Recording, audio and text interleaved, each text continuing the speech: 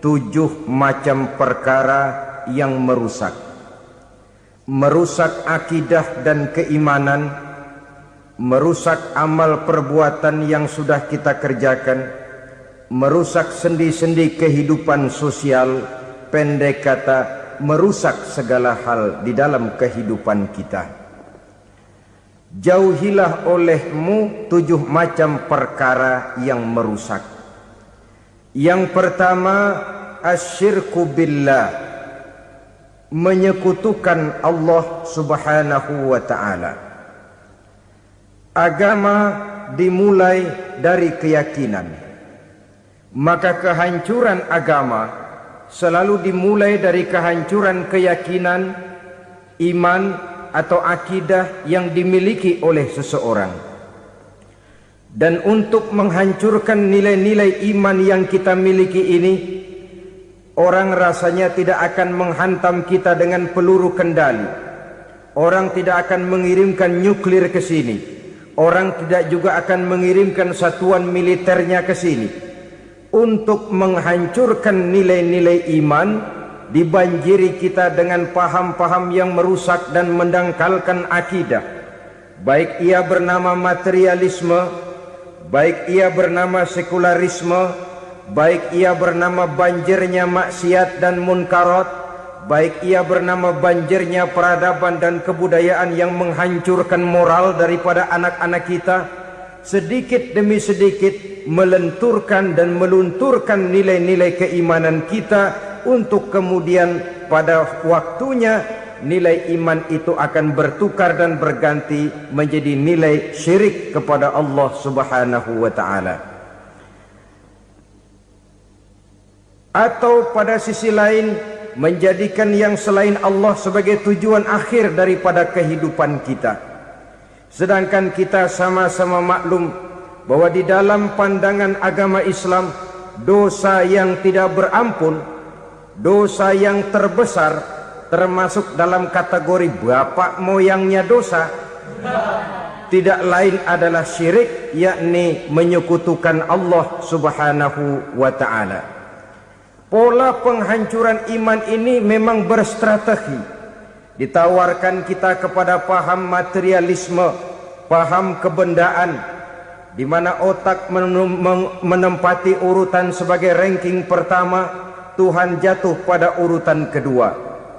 Lalu menyusul kepada paham sekularisme, Allah dipisahkan dari seluruh kegiatan hidup ini, untuk pada gilirannya menjadikan yang selain Allah sebagai tujuan akhir daripada seluruh kegiatan hidup kita. Oleh karenanya, kewajiban menjaga nilai-nilai iman ini merupakan kewajiban yang mulia tetapi berat. Tidak hanya untuk kita, tetapi juga bagaimana mewariskannya kepada anak-anak kita, generasi yang akan datang. Orang-orang tua bijaksana yang diceritakan di dalam Al-Quran, kalau sudah berpikir tentang anak-anaknya, pertanyaan yang paling mereka risaukan ialah, ma ta'buduna min ba'di. Anakku, kalau pada satu saat aku, ayahmu sudah tidak ada lagi di dunia ini, meninggalkan kamu semua, ma ta'buduna min ba'di, apa yang akan kamu sembah nak? Jikalau sekarang ayahmu masih mau ke masjid, masih mau melakukan rukuk dan sujud, masih beribadah menyembah Allah subhanahu wa ta'ala, kalau orang tuamu sudah tidak ada, ma ta'buduna min ba'di, masihkah engkau mau datang ke masjid? Masihkah engkau mau rukuk dan sujud?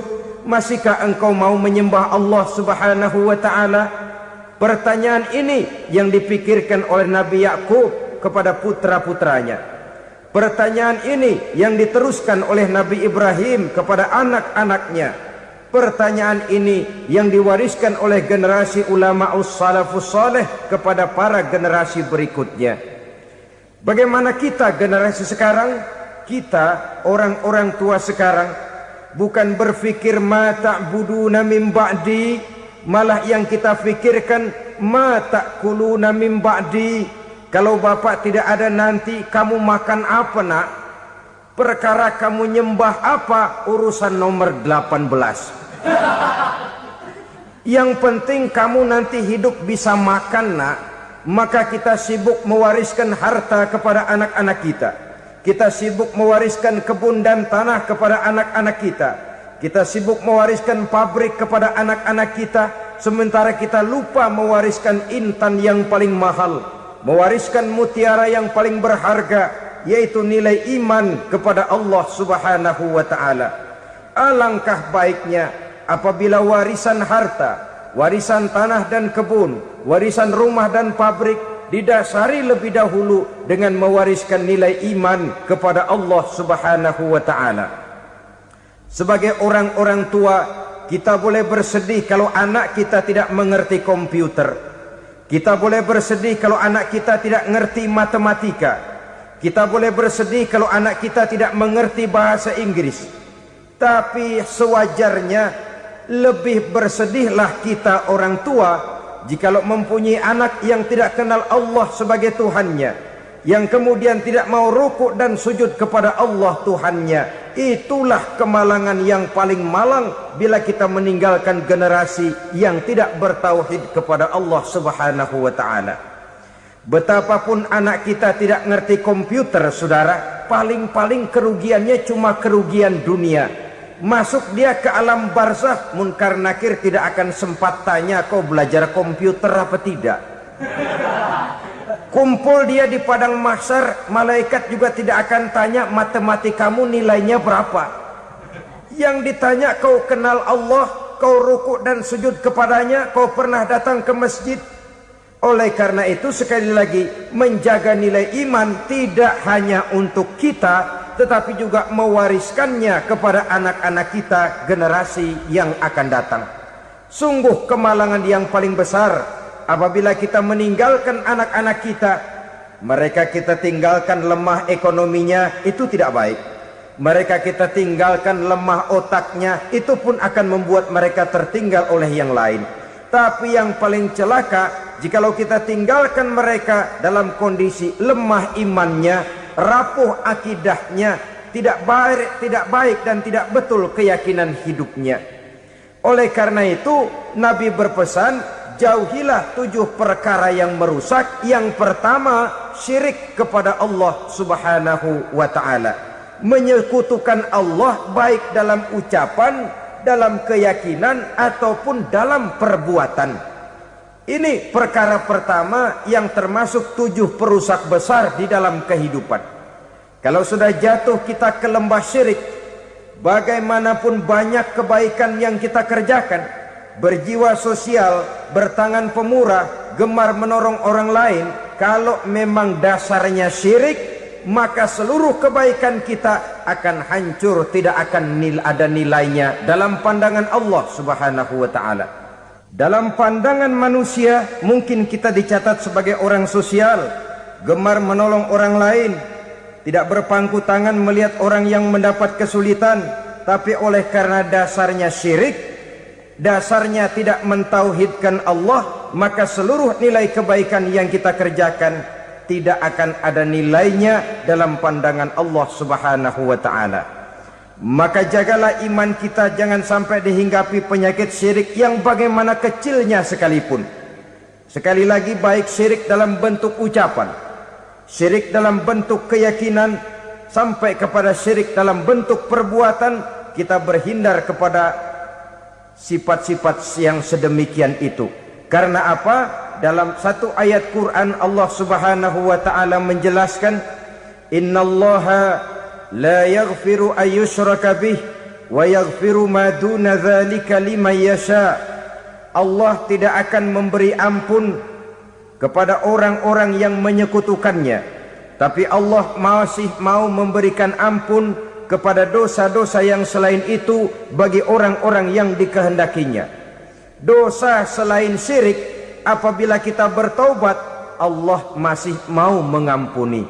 Tapi kalau sudah jatuh ke tempat syirik, itu sudah dosa yang tidak berampun. Taubatnya tidak lain melepas syirik, kembali kepada tauhid, berkeyakinan bahwa hanya ada Allah Subhanahu wa ta'ala, Tuhan satu-satunya, yang lam yalid walam yulad walam yakul lahu kufuwan ahad. tidak beranak, tidak pula diperanakkan, dan tidak satupun yang dapat menyerupai Tuhan Allah Subhanahu wa ta'ala. Saudara-saudara kaum muslimin rahimakumullah, bahwa kita di zaman sekarang memang tidak menyembah berhala, ya. Bahwa kita tidak berterang-terangan mengatakan Tuhan lebih dari satu, memang. Bahwa kita tidak berkeyakinan Tuhan itu punya anak atau diperanakkan, tentu. Tapi dalam perbuatan dan i'tiqad kita kadang-kadang jatuh tanpa kita sadari ke tempat yang bernama syirik ini. Oleh karenanya, di zaman di mana teknologi makin canggih, di mana kemajuan pembangunan makin menjangkau berbagai aspek kehidupan, diperlukan keseimbangan antara kemajuan fisik material dengan kemajuan mental spiritual. Apabila tidak ada keseimbangan, yang terwujud tentulah kepincangan, yang diawali dengan pincangnya cara kita berpikir, sehingga pada akhirnya akan mengarah kepada pincangnya cara kita berbuat dan bertindak di dalam kehidupan kita. Oleh karena itu Nabi berpesan, jauhilah sifat syirik, karena syirik merupakan dosa yang teramat besar. Ini sifat merusak yang pertama.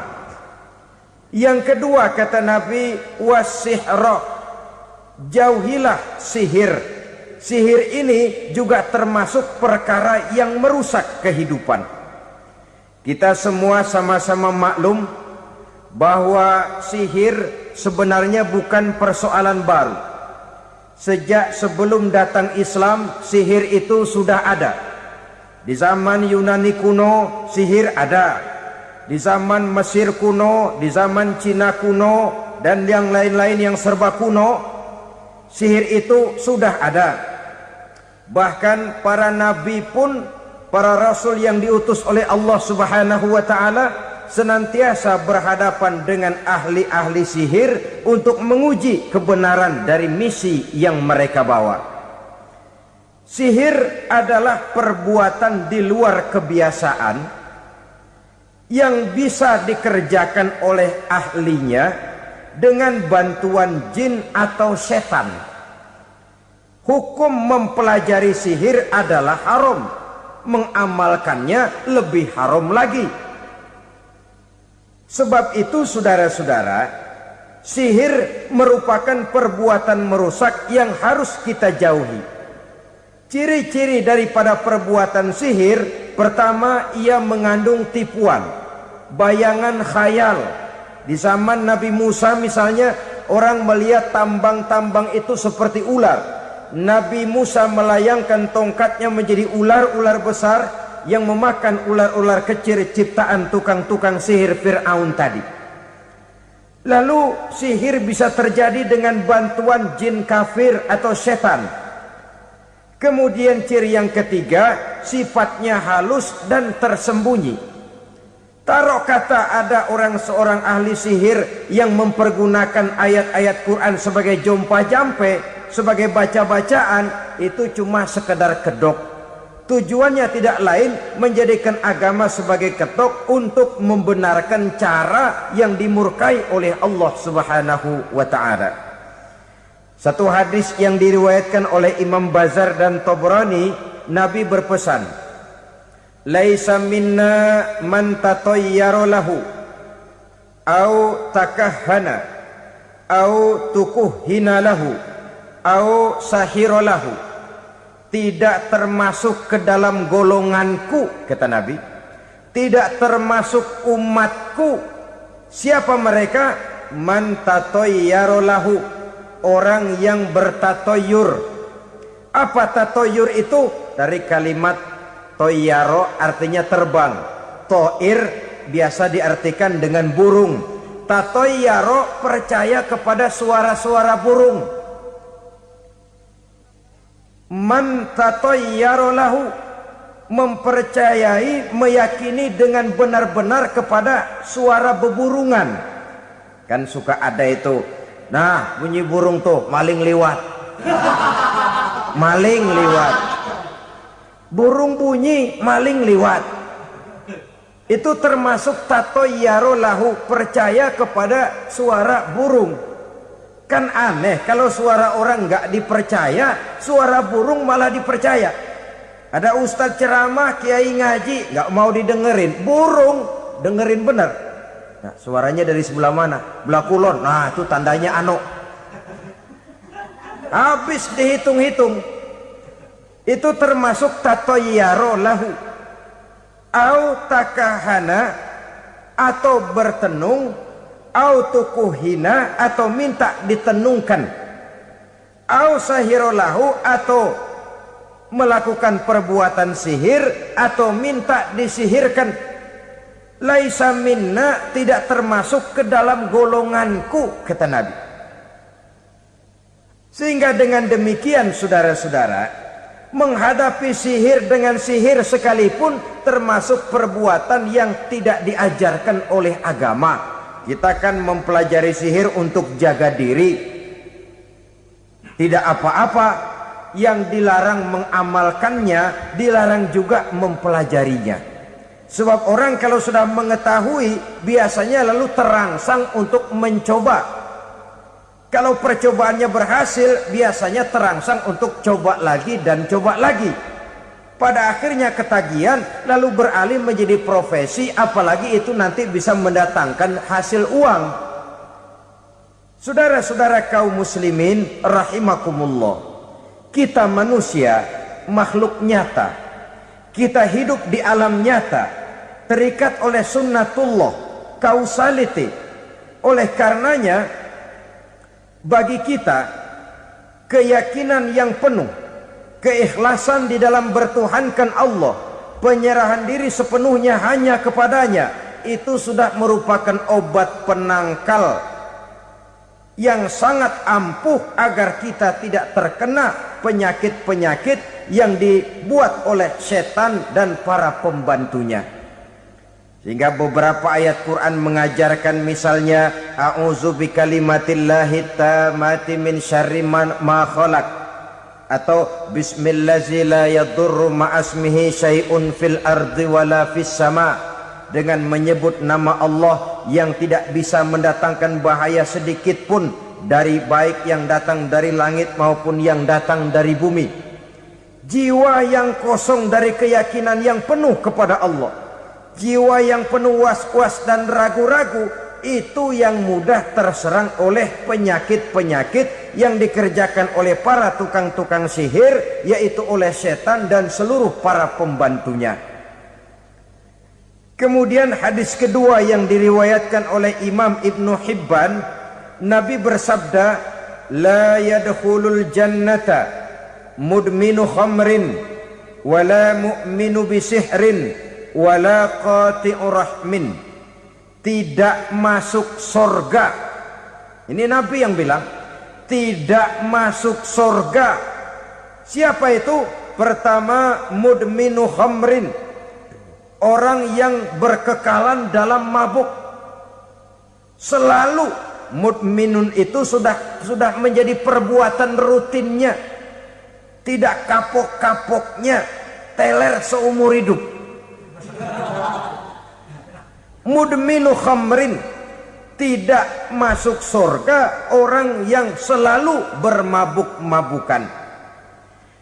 Yang kedua, wala mu'minu bisihrin, orang mukmin tapi main sihir. Ini juga oleh Nabi diperingatkan, tidak akan masuk surga orang mukmin tapi suka main sihir.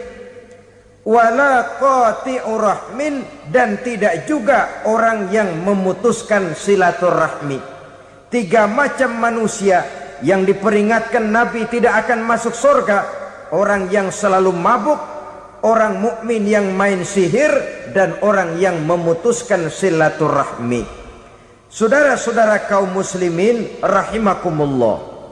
Lalu orang berkata, kenapa dilarang kita bersihir? Padahal Rasul sendiri kan punya mukjizat.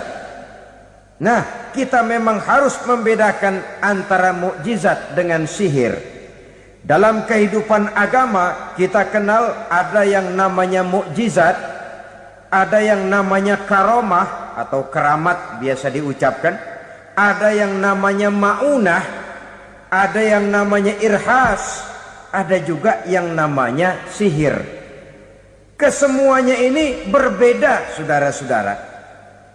Yang dinamakan mukjizat itu khusus untuk para rasul saja. Satu kejadian luar biasa yang terjadi dilakukan oleh Rasul atas izin dari Allah Subhanahu wa ta'ala. Perbedaannya dengan sihir jelas. Sihir dari setan, mukjizat dari Allah. Sihir bisa dipelajari, mukjizat tidak. Sihir umumnya untuk maksud-maksud yang tidak baik, sedangkan mukjizat untuk memperkuat kebenaran yang disampaikan oleh para rasul dan ditentang oleh umatnya. Bahkan kafir Quraisy dahulu menganggap orang-orang ahli sihir itu berada dalam satu posisi yang hina, sehingga mereka mengatakan dan menuduh Nabi Muhammad sebagai tukang sihir. Tuduhan sebagai tukang sihir adalah tuduhan yang sangat aib dan hina. Di tengah masyarakat kufar jahiliyah, kedudukan tukang sihir dipandang sebagai kedudukan yang hina, sehingga mereka mengejek Nabi dengan sebutan tukang sihir. Jadi mukjizat hanya untuk Rasul saja. Kemudian karomah. Karomah ini asal kata dari karoma, kehormatan, kemuliaan yang diberikan Allah kepada hamba-hambanya yang rajin mendekatkan diri kepadanya. Oleh karena ketekunannya melaksanakan ibadah, Allah memberikan keistimewaan kepada orang itu, yang dengan keistimewaannya dia bisa mengerjakan yang tidak bisa dikerjakan oleh orang lain. Karomah hanya bisa dicapai dengan prestasi ibadah. Kalau sihir mau ibadah apa enggak, asal dia belajar, bersatu dan berteman dengan setan, memenuhi persyaratan-persyaratan setan, biasanya lalu bisa. Sedangkan karomah tidak mungkin terwujud tanpa orang mendekatkan diri sedekat-dekatnya kepada Allah Subhanahu wa ta'ala. Maka kita lihat biasanya orang-orang yang punya ilmu sihir, mukanya rata-rata nggak enak dilihat. Kumuh, jauh dari air wudhu, jauh dari sujud kepada Allah, malah berteman dengan setan, menjadi pelayan-pelayannya setan. Saudara-saudara, adapun maunah, keistimewaan yang diberikan Allah kepada hamba-hambanya yang belum sampai kepada tingkat wali, tapi orang itu lebih banyak kebaikannya daripada kesalahannya. Umpamanya, saudara jalan bertiga di pinggir jalan, saudara ada pada posisi di tengah, lalu bertiga ini ketabrak mobil. Menurut perhitungan saudara mati lebih dahulu, tapi terjadi hal yang aneh, dua teman saudara mati, saudara malah cuma luka dan lecet sedikit saja. Apa itu? Kalau kita lebih banyak kebaikannya daripada kesalahannya, itu yang dinamakan maunah, pertolongan yang diberikan Allah kepada hamba-hambanya yang lebih banyak kebaikannya daripada kesalahannya. Sedangkan yang dinamakan irhas, kejadian luar biasa pada diri seseorang pada waktu dia masih kecil, yang menunjukkan tanda-tanda keistimewaannya. Itu umumnya pada para nabi pada usia kecilnya sudah ada irhas, tanda-tanda istimewa. Jelas baik mukjizat, karomah, maunah maupun irhas berbeda dengan sihir. Sihir ini jelas saja merupakan bantuan dan persekutuan antara manusia dengan setan. Padahal setan, kata Allah dalam Al-Quran, innahu lakum aduwwum mubin, sesungguhnya setan bagi kamu adalah musuh yang sangat jelas. Saudara-saudara kaum muslimin rahimakumullah, di zaman sekarang dalam menghadapi beban kehidupan yang makin pelik, menghadapi stres yang tidak kunjung selesai, menghadapi persoalan-persoalan yang teramat berat, orang sering mencari jalan keluar kepada hal-hal yang menurut pendapatnya bisa meringankan beban moralnya itu. Pergilah dia mencari sesuatu yang dapat meringankan bebannya. Dan tidak jarang yang jatuh ke pangkuan tukang-tukang tenung, ke pangkuan tukang-tukang sihir, yang mereka itu oleh Quran dijelaskan kadzabal munajjimun walau sodaku. Tukang-tukang tenung, tukang-tukang sihir, mereka itu bohong walaupun benar. Maksudnya bohong walaupun benar artinya kalau yang mereka kerjakan benar itu sih kebenaran. Benar dengan kebenaran itu lain. Kebenaran, kebetulan bisa, tapi tidak untuk selalu. Apalagi kalau itu sudah membahayakan kehidupan orang lain. Jadi oleh karena itu Nabi berpesan jauhilah daripada sihir.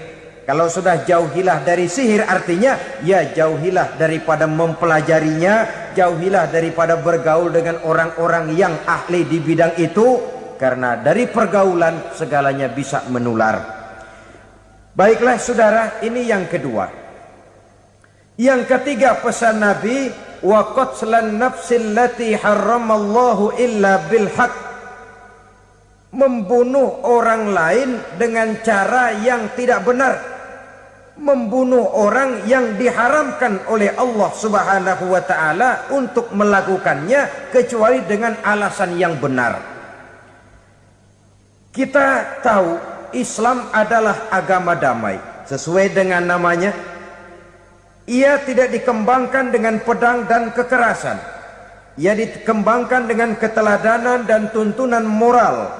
Oleh karena Islam bukan agama kekerasan, Islam pun tidak mementingkan dan mengajarkan kekerasan kecuali dengan alasan yang benar dan bisa dipertanggungjawabkan. Membunuh dengan sengaja, menghilangkan nyawa orang lain tanpa alasan yang bisa dibenarkan adalah merupakan dosa besar dan satu di antara 7 perkara yang bisa mendatangkan kerusakan dalam kehidupan dan yang hendaknya harus kita jauhi. Saudara-saudara kaum muslimin rahimakumullah, beberapa waktu yang lalu di sebuah kota kecil yang indah bernama New Auckland. Saudara tahu New Auckland? Itu dari Gunung Kidul masih ngidul lagi. Pernah diadakan satu seminar yang membicarakan bagaimana menyelamatkan masyarakat manusia dari bahaya Perang Dunia Ketiga. Diperkirakan kalau terjadi Perang Dunia Ketiga, manusia tidak akan tersisa. Sebab apa? Pada waktu itu cadangan nuklir yang dimiliki oleh bersama Amerika dan Rusia konon sudah sanggup memusnahkan 6 miliar manusia pada saat jumlah manusia baru 5 miliar. Jadi kelebihan nuklir dunia ini. Kalau terjadi Perang Dunia Ketiga, sulit manusia untuk tersisa. Maka dibahaslah di dalam seminar itu, wah, supaya tidak terjadi Perang Dunia Ketiga, maka perlombaan membuat senjata-senjata canggih, alat-alat pembunuh modern harus segera dibatasi. Dibahas, tidak mungkin kita membatasi perlombaan membuat senjata. Kenapa? Makin maju ilmu dan teknologi, makin canggih senjata yang ditemukan. Atom sudah meningkat menjadi nuklir, nuklir sudah meningkat menjadi neutron, dan kita tahu bom yang bernama neutron ini bom yang cukup membunuh tanpa perlu merusak. Artinya kalau dia diledakkan di kota kita ini, bangunan utuh, jembatan tidak ambruk, rumah-rumah tetap berdiri, tapi semua yang bernama hidup mati. Itu katanya lebih sopan dari bom atom. Sebab kalau si atom ini sudah membunuh, merusak pula. Neutron cukup membunuh saja tanpa perlu merusak.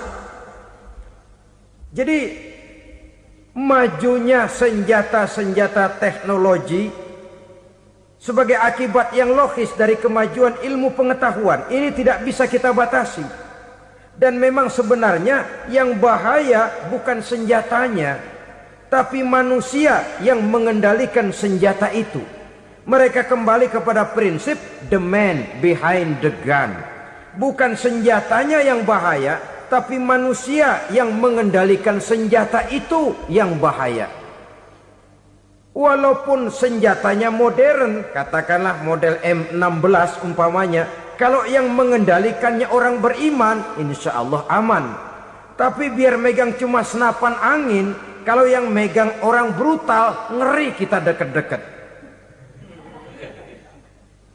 Apalagi kalau memang bukan ahlinya menggunakan senjata, bisa ngeker kaki kena jidat.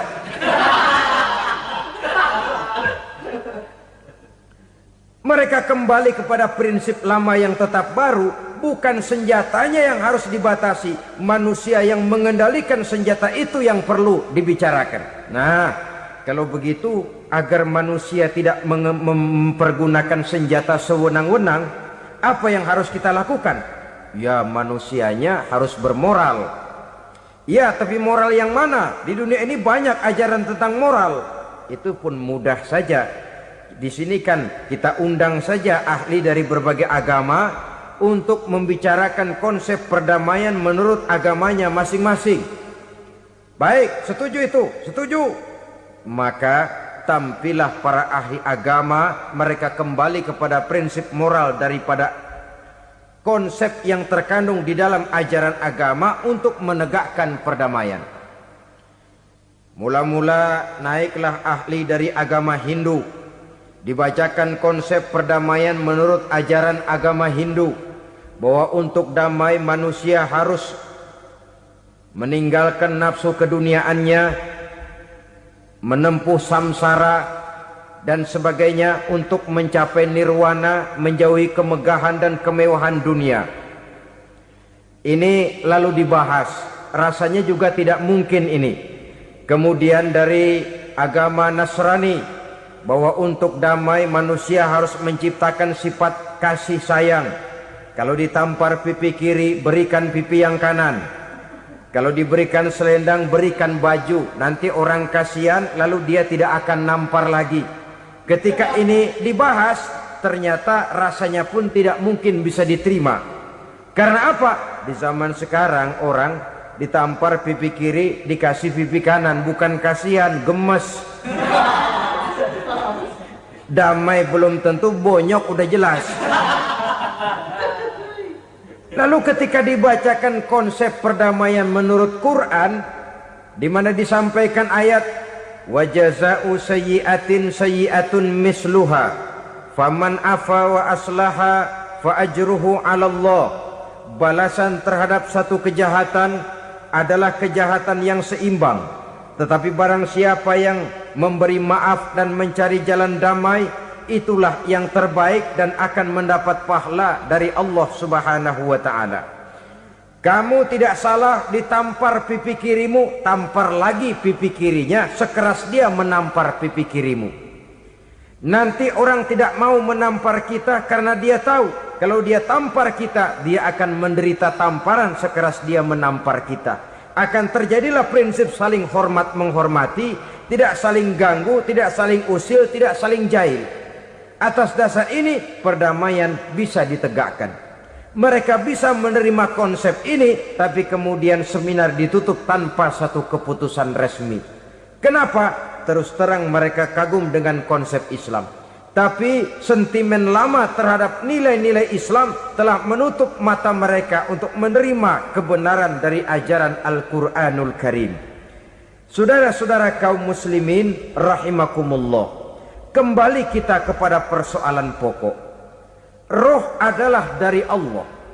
Dia akan kembali kepada Allah, milik mutlak dari Allah. Tidak pantas kita merampasnya dari orang lain. Tidak wajar kita menghilangkannya tanpa alasan yang dibenarkan oleh agama.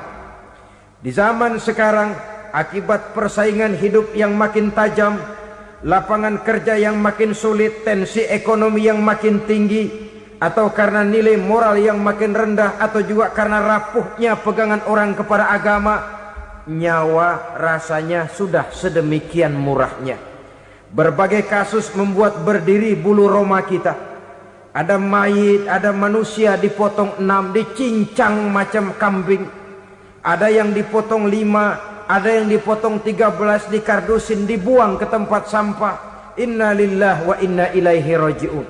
Gejala apa ini? Kanibalisme. Manusia sudah demikian sadisnya, manusia sudah sedemikian buasnya, sehingga sesama manusia diperlakukan seperti hewan.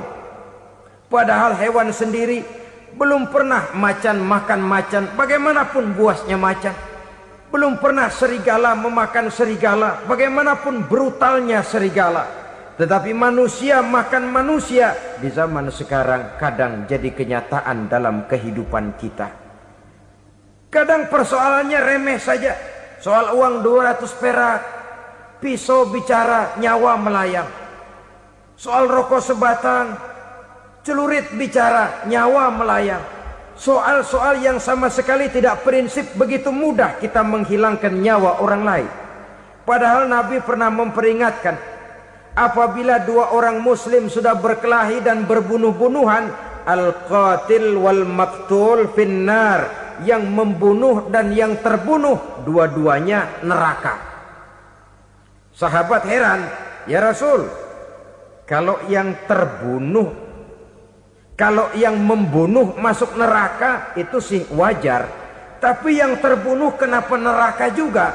Beliau menjawab, dua-duanya sudah punya niat untuk saling membunuh. Niatnya itu yang diponten. Yang terbunuh cuman lagi apes aja, keduluan dia. Umpama tidak terbunuh, pasti dia yang akan membunuh. Oleh karenanya al-qatil wal maktul, yang membunuh dan yang dibunuh finnar, dua-duanya masuk ke dalam neraka. Islam menghormati kehidupan, tidak hanya terbatas kepada sesama muslim. Orang-orang yang berlainan agama pun yang mau hidup berukun, damai, berdampingan dengan umat Islam, jiwa mereka, darah mereka dilindungi oleh nilai-nilai Islam yang disebut dengan kafir zimmi ini. Mengganggu mereka sama saja dengan mengganggu aku, kata Nabi. Jadi oleh karena itu, sayangilah sesama. Kehidupan adalah anugerah Allah, bukan wewenang kita untuk mencabutnya dari orang lain, bukan wewenang kita untuk merampas dan menghilangkannya dari orang lain. Apa yang tidak enak terjadi pada diri kita, begitu pula lah apabila terjadi pada diri orang lain. Sehingga Nabi mengatakan, la yu'minu ahadukum hatta yuhibba li akhihi ma yuhibbu li nafsihi. Belum dikatakan beriman seseorang kamu apabila dia belum mencintai saudaranya seperti ia mencintai dirinya sendiri. Apa yang enak dirasakan oleh orang lain, enak juga dirasakan oleh dia. Mengukur orang lain dengan diri sendiri. Kalau orang lain tanpa salah saya fitnah, kalau saya tanpa salah difitnah orang, enak apa enggak? Enggak, orang lain juga begitu. Kalau orang lain tanpa salah saya tempeleng kepalanya, enak apa tidak? Tidak. Orang lain juga begitu.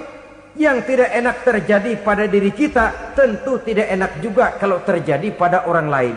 Mengukur orang lain dengan diri sendiri, sehingga tidak timbul sifat egois, tidak menari di atas bangkai orang lain, tidak mendirikan kebahagiaan di atas untayan air mata orang lain.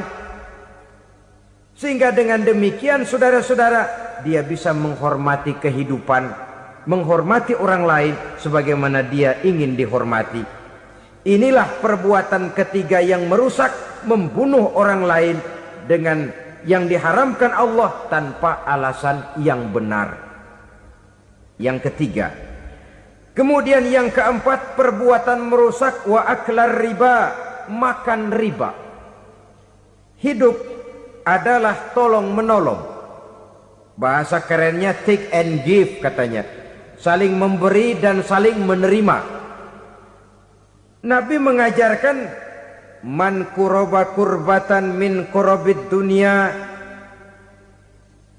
karaballahu lahu kurbatan min kurabi yaumal qiyamah. Wallahu fi aunil abdi madamal abdu fi auni akhihi. Siapa yang meringankan beban dari beban-beban yang dirita seseorang di dalam kehidupan dunia, Allah akan meringankan bebannya daripada beban-beban yang harus dipikulnya di hari kiamat nanti. Wallahu fi aunil abdi madamal abdu fi auni akhihi. Allah senantiasa akan menolong seorang hamba selama hamba itu masih mau menolong saudaranya. Allah selalu akan menolong seorang hamba selama hamba itu masih mau menolong saudaranya. Apabila kita sudah berpangku tangan terhadap kesulitan orang lain, biasanya pun pada saat kita mendapat kesulitan, kita akan sulit juga memperoleh pertolongan. Nah, riba alias renten, kedoknya adalah menolong orang, tapi sama juga bulu buntutnya dilepas, palanya dicekek. Menolong orang pada akhirnya menjadi beban bagi seseorang, dan memang mencari orang-orang yang berada dalam posisi kesulitan. Biasanya di daerah-daerah di mana musim paceklik jadi lapangan kerja sulit, sedangkan urusan perut tidak bisa ditunda, akhirnya orang terjebak ke dalam rentenir, ke dalam riba, ke dalam renten, bunga berbunga, sehingga satu saat jumlah bunganya bisa lebih besar dari jumlah pinjaman pokoknya. Kemudian kalau juga ternyata tidak bisa dibayar, rumah jadi taruhan. Memang rumah satu-satunya, begitu rumah ditarik mulain camping.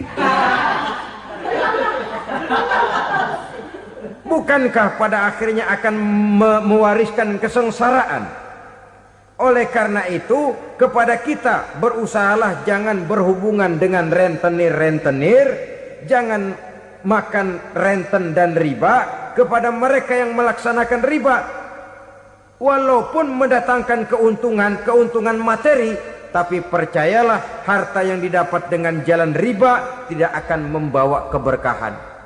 Manakala tidak membawa keberkahan, dia tidak akan mendatangkan ketenangan di dalam kehidupan kita. Oleh karenanya, memakan harta riba termasuk perbuatan yang merusak sendi-sendi kehidupan sosial, merusak kehidupan orang lain, merusak kehidupan masyarakat, tetangga, pergaulan, dan sebagainya. Yang kelima, wa akla malil yatim, memakan harta anak yatim dengan cara yang zalim. Nih, memang lezat. Anak yatim itu nggak tahu urusan apa-apa. Kita diamanahkan untuk mengurusinya. Kadang-kadang dibentuklah panitia penyantunan yatim piatu. Yatimnya mah tetap kelaparan, panitianya yang pada gendut.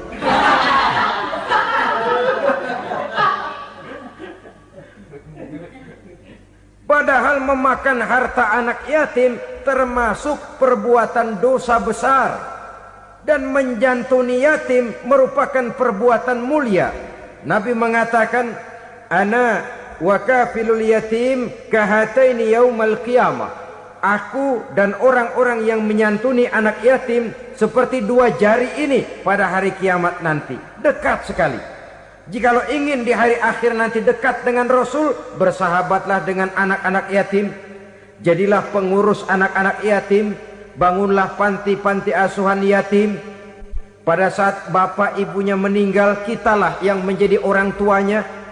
Bahkan sedemikian besar perhatian Islam terhadap anak-anak yatim ini, sehingga Quran memberikan peringatan, ara'aital ladzi yukadzibu bid-din fadzalikal ladzi yad'ul yatim wa la yahuddu ala ta'amil miskin. Tahukah kamu siapa orang yang mendustakan agama, beragama tapi dianggap dusta, salatnya dusta, puasanya dusta karena agamanya sudah berdusta.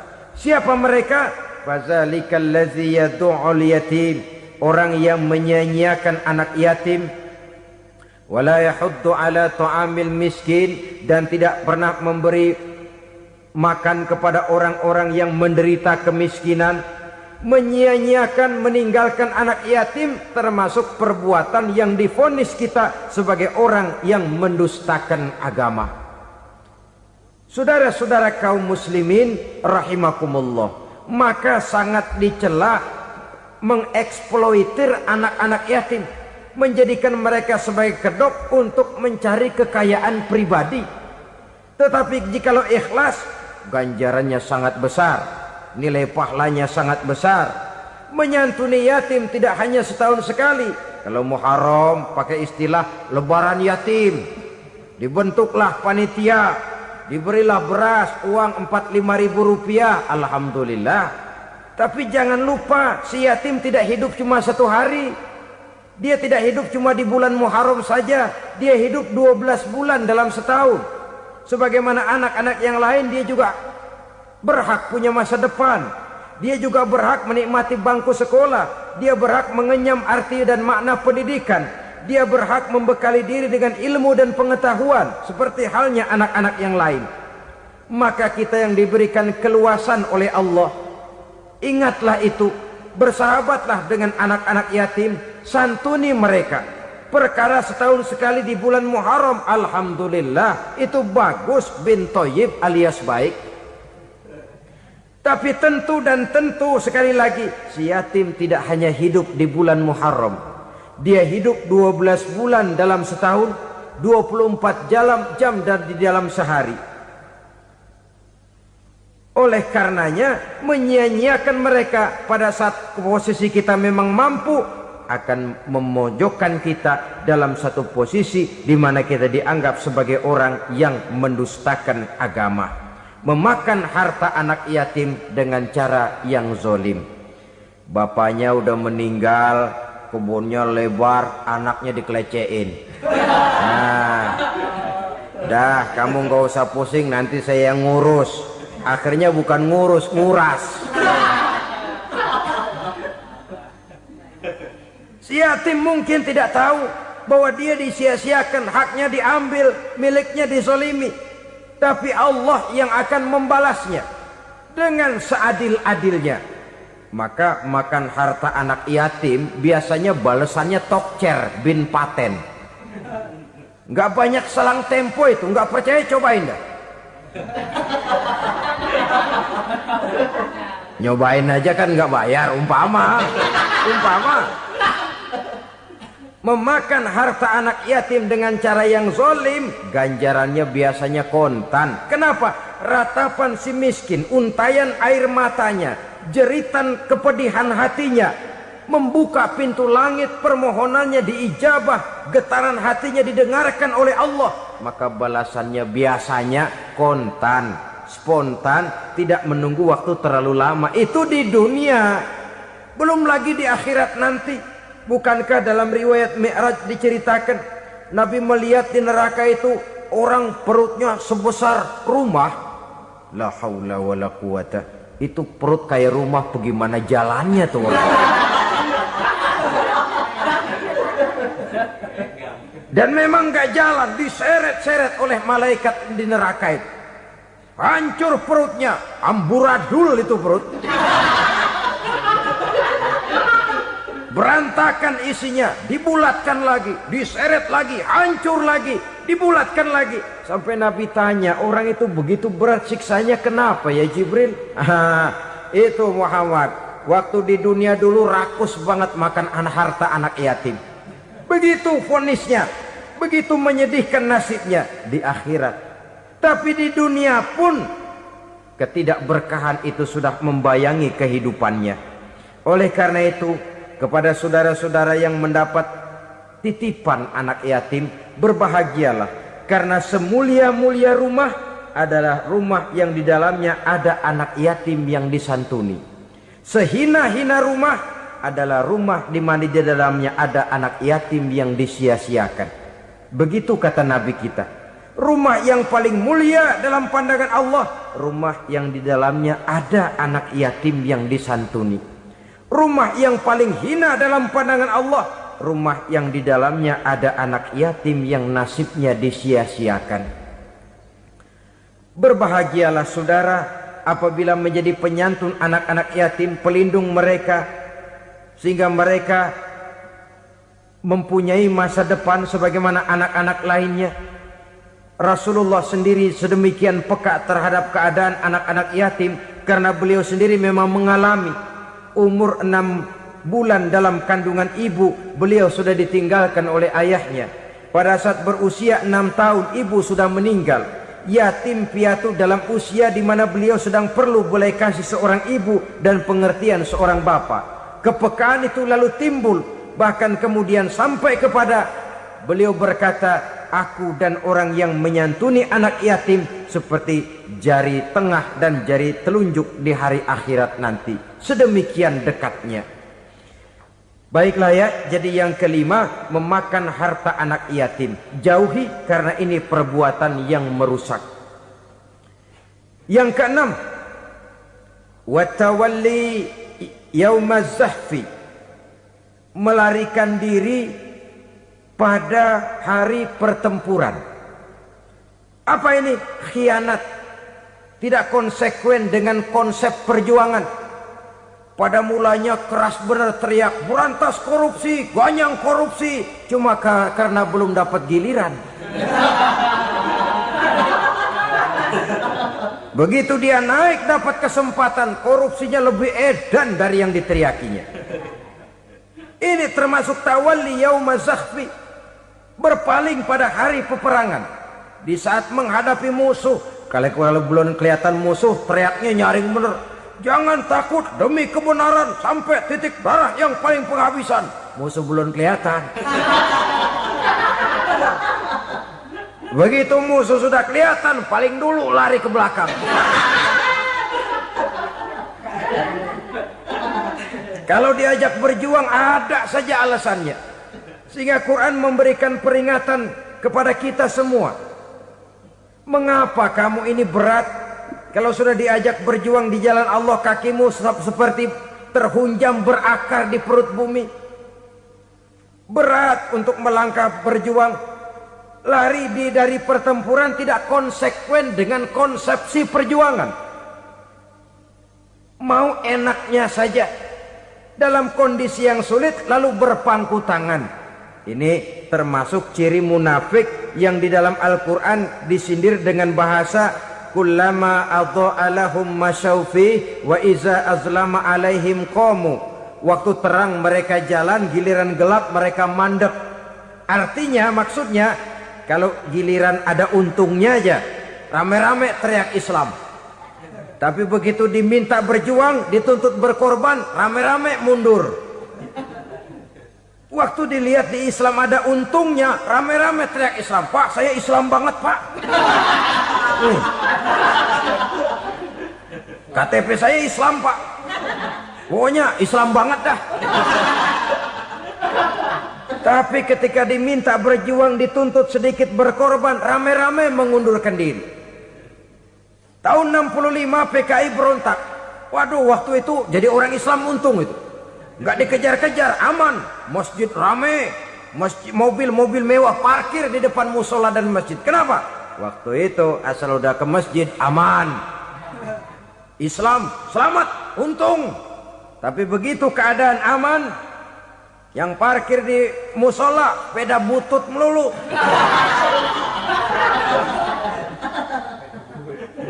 Waktu terang mereka jalan, waktu gelap mereka berhenti. Dikala di Islam ada untungnya, baru wah Islam bagus, Islam hebat.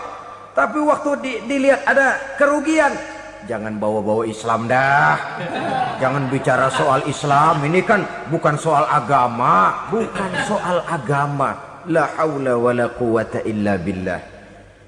Beragama kita ambil talfik fid din, mengambil yang enteng-enteng saja dalam urusan beragama ini.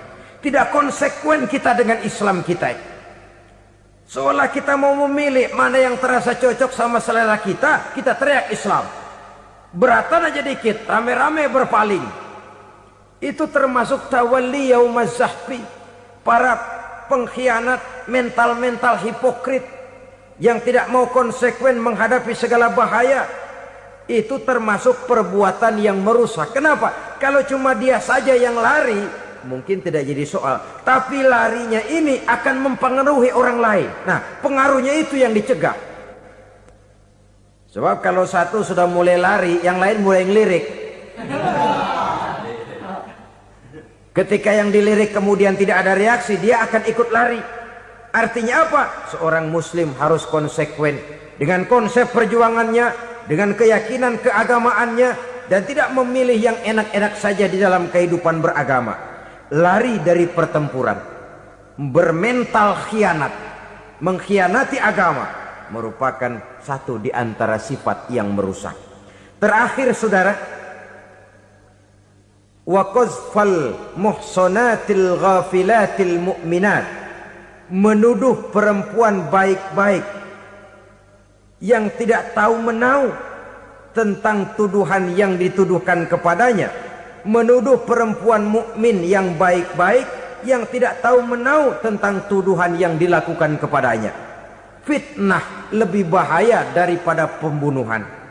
Orang yang tidak salah bisa hancur namanya, orang yang berniat baik bisa ambruk perjuangannya oleh karena fitnah. Sehingga dikatakan al-fitnatu asyaddu minal qatli. Fitnah lebih bahaya daripada pembunuhan. Maka memfitnah ini termasuk satu dosa di antara 7 hal merusak yang harus kita jauhi semampu kita, semampu-mampunya. Mengupayakan sebisa-bisanya jangan sampai terjebak ke dalam hal yang demikian. Nah, saudara-saudara, inilah saja pertemuan kali ini. Mudah-mudahan ada manfaatnya. Semoga Allah memberikan kekuatan zahir dan batin kepada kita untuk bisa menjauhi 7 perkara yang merusak ini. Selalu berusaha menyimpan sesuatu yang bisa membawa manfaat, baik untuk dirinya, untuk anak cucunya, maupun untuk keluarganya, untuk masa kini dan masa depannya. Kadang simpanan itu berbentuk uang, kadang berupa tanah, lain saat berbentuk pabrik, dan lain sebagainya. Sementara masa depan yang paling pasti adalah akhirat.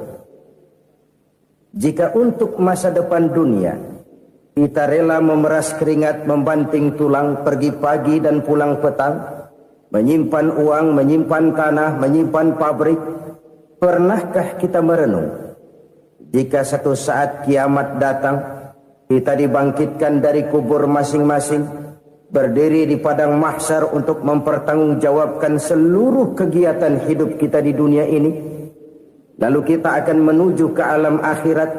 Sudahkah kita mempunyai simpanan untuk akhirat kita? Pada pertemuan kali ini saya ingin menyampaikan sebuah hadis di mana Rasulullah sallallahu alaihi wasallam bersabda, arba'un min kanzil jannah. Simpanan sorga ada 4 macam. Yang pertama, ikhfa'us sadaqah, menyembunyikan sedekah.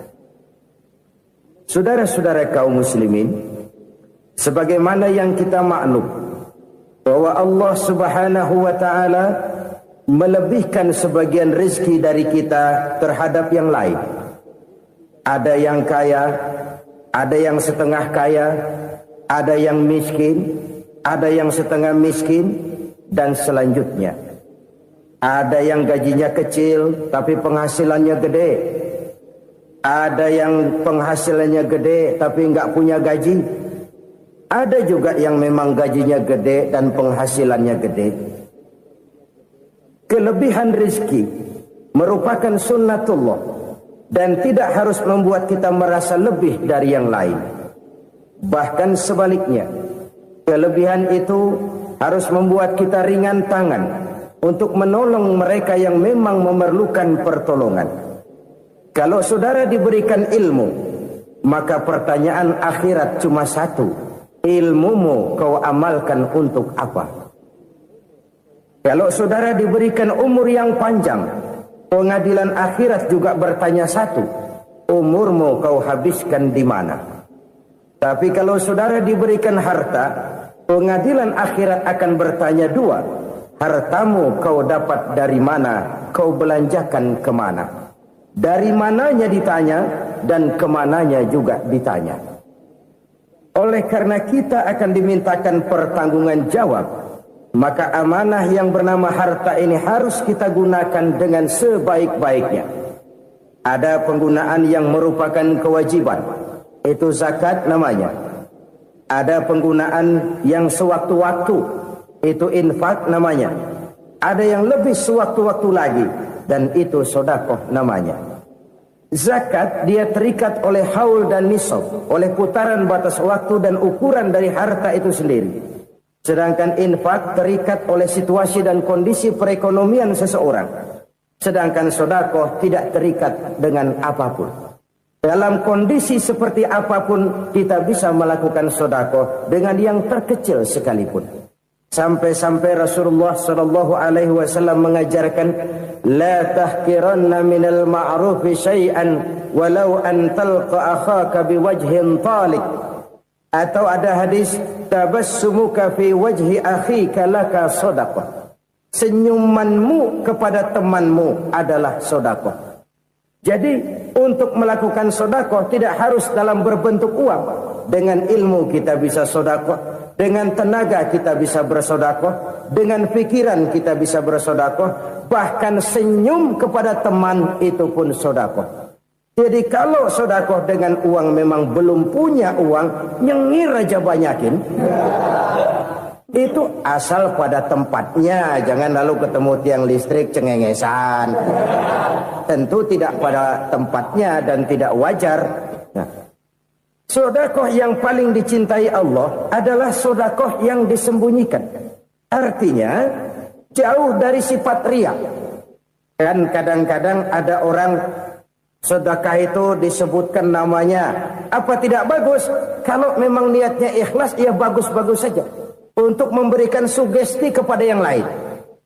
Di Fulan bin Fulan nyumbang sekian, diumumkan. Boleh kalau niatnya untuk memberikan rangsangan kepada yang lain supaya dia menyumbang lebih besar dari orang tadi. Tapi kalau itu mendatangkan riya, maka sedekah yang paling dicintai Allah adalah sedekah yang disembunyikan. Tangan kiri saja tidak tahu apa yang diberikan oleh tangan kanan.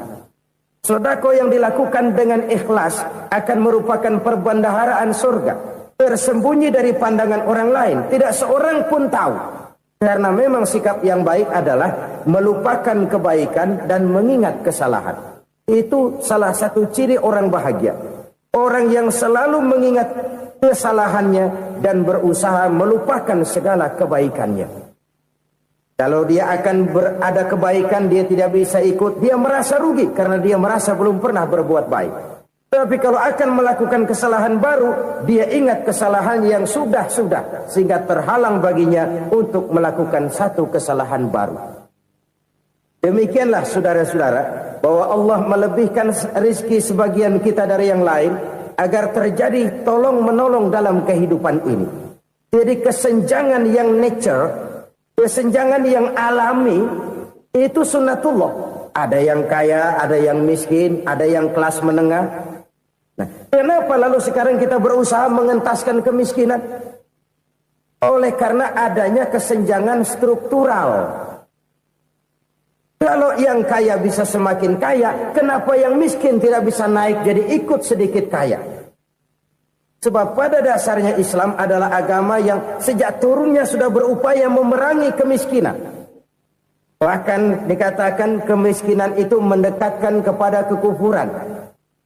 Orang kalau miskin udah dekat banget sama kafir. Gampang menjadi kafir. Berapa banyak saudara-saudara kita yang oleh karena soal perut, oleh karena soal materi, terpaksa meninggalkan dan menanggalkan akidahnya. Menjual petunjuk yang diberikan Allah dengan kesenangan dunia yang cuma sebentar ini. Na'udzubillah, thumma na'udzubillah. Jadi makin kita sembunyikan satu sedekah, semakin banyak perbendaharaan kita di surga. Sedekah yang paling dicintai Allah adalah sedekah yang disembunyikan. Malahan ada seorang sufi, dia punya kebiasaan kalau pergi sholat Jumat dia bawa uang, itu uang dia taruh di bawah tikar masjid. Dia niat sedekah kepada siapa saja yang nemuin itu duit. Maksudnya apa? Supaya yang nemuin nggak tahu siapa yang punya duit. Demikian dia saking ingin menyembunyikan sedekahnya. Karena sifat riya itu bisa memakan amal kita sendiri. Riya itu termasuk menyebut-nyebut kebaikan kita. Orang yang suka nepuk dada, sedikit-sedikit ngitungnya kalau nggak gua. Oh, kalau nggak gua tuh yang belas itu kalau nggak gua. Iya, kalau nggak lu kenapa emang? Orang yang suka menepuk jasa. Biasanya memang begitu, saudara-saudara. Kalau perang lagi berkecamuk, orang nggak sempat ngaku jadi pahlawan. Tapi begitu perang selesai, yang kagak kenal bedil ngaku pahlawan, Mas. Itu sesuatu yang biasa. Oleh karenanya, orang-orang yang ikhlas dalam bersedekah, disembunyikannya sedekah itu, Allah cinta betul. Malahan ada hadis memberikan jaminan, inna sadaqatal mar'il muslimi tazidu fil umri wa tadfa'u mitatas su'i. Sesungguhnya sedekahnya seorang mukmin tazidu fil umri, bisa menambah umur panjang. Wa tadfa'u mitatas su'i, dan menyelamatkan manusia dari mati secara su'ul khatimah. Jadi siapa yang kepengen panjang umur, banyaklah sedekah. Yang bosan hidup, pelit terus. Sedekah menambah panjang umur dan menyelamatkan manusia dari mati secara su'ul khatimah. Pak, katanya umur itu nggak bisa ditambah, nggak bisa dikurangin. Kapan? Kalau ajal sudah datang. Wa idza jaa ajaluhum la yastakhiruna sa'atan wa la yastaqdimun. Kalau ajal datang tidak bisa dimajukan, tidak bisa dimundurkan. Itu kalau ajal sudah datang. Tidak bisa lagi umur ditambah dikurangi, sudah datang. Tapi kalau belum datang, itu kan haknya Allah. Mau ditambah, mau dikurangi, hak prerogatif Allah. Sebagai pencipta manusia, Allah maha kuasa dan maha mampu. Sedekah ini menambah panjang umur dan menyelamatkan manusia dari mati secara su'ul khatimah. Orang mati kan sama ya, kondisinya mati, nggak nafas. Tapi hakikat mati kan lain-lain. Ada yang mati itu husnul khatimah, baik akhirnya. Misalnya lagi ngaji mati, lagi sholat mati, lagi sedekah mati. Ini yang dinamakan dengan husnul khatimah, baik di akhirnya. Sebaliknya ada yang su'ul khatimah, jelek di akhirnya. Ini yang jadi catatan akhir. Lagi nyekek botol, mampus. Lagi banting kartu, modar. Su'ul khatimah, jelek pada akhirnya. Sedekah menyelamatkan manusia dari mati secara su'ul khatimah. Dan kita semua kepengen mendapat husnul khatimah, jauh dari su'ul khatimah. Oleh sebab itu yang bisa menyelamatkan kita dari penyakit itu antara lain adalah sedekah yang disembunyikan. Yang dikerjakan dengan ikhlas karena Allah. Tidak karena kepengen dipuji orang. Tidak karena ingin dikatakan orang pemurah. Sebab orang dermawan itu orang yang memberi tanpa harus diminta. Kalau masih harus diminta, ya belum dermawan namanya. Masih harus diminta. Kalau nggak diminta ya tulus. Lolos, polos. Saudara-saudara kaum muslimin rahimakumullah. Harta adalah amanat dan akan kita pertanggungjawabkan. Allah melebihkan rizki sebagian kita dari yang lain agar kita saling tolong menolong. Bantu membantu. Nabi janjikan siapa yang meringankan beban saudaranya muslim di dunia, Allah akan meringankan bebannya di akhirat nanti. Sebuah jaminan dari baginda Nabi. Si orang yang kita bantu barangkali tidak bisa membalas, Allah yang akan membalas lewat jalan lain yang tidak pernah kita sangka-sangka. Ada orang tanya, Pak, ini ada orang nyumbang masjid sambil marah-marah, bagaimana? Saya bilang sumbangannya aja ambil, marahnya jangan. Marahnya jangan diambil, itu urusan dia. Saudara-saudara kaum muslimin rahimakumullah. Umat Islam ini kan umat yang punya potensi besar. Kadang kita merenung, kenapa kadang-kadang pembangunan masjid kok lambat sekali? Kalau hotel hari ini peletakan pertama, bulan depan peresmian. Supermarket hari ini peletakan batu pertama, minggu depan peresmian. Tapi kalau sudah yang namanya masjid, kadang-kadang peletakan batu pertama sekaligus jadi batu terakhir. 3 tahun, 4 tahun, campur nebar jalak di jalanan, duit dijaring kayak ikan sepat. Apa tidak ada orang Islam yang kaya? Banyak. Apa tidak ada pengusaha muslim yang jadi konglomerat? Ada. Lalu yang belum banyak itu yang komit terhadap nilai-nilai agamanya. Akhirnya kita jatuh jadi umat yang lemah. Belum ada pengusaha konglomerat muslim buka pabrik supermi cap beduk misalnya umpamanya atau pabrik kecap cap sorban supaya identitas keislamannya sedikit kelihatan. Kita jatuh jadi umat yang lemah karena potensi tidak terinventarisir dengan baik. Kita ini ibarat kompor yang cuma matengin nasi orang lain. Potensi kita dimanfaatkan oleh orang lain.